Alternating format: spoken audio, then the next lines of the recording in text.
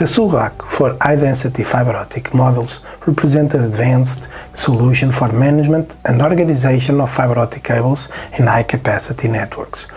These Subracks address the following issues commonly encountered in fiber optic installations: space limitation, difficult cable management, limits or increasing connection capacity, difficulty in performing maintenance, and protection of connection models. With our high-density Subrack, all the mentioned problems are effectively addressed.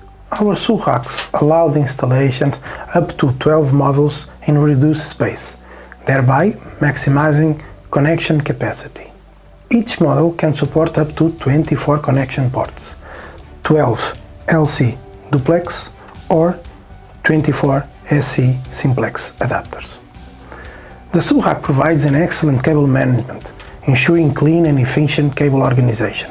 It supports the installation of organizers and trays to store excess patch cords or cables, aiding in cable management. It allows for easy addition of connection modules as needed by the network, reducing the need for complete system overhauls and saving the time and costs. With a well-structured design, any accessibility and maintenance, adding or removing the connection modules is simplified, allowing the service to continue uninterrupted. The Subrack offers excellent protection for all installed connection modules, reducing the risk of accidental damage.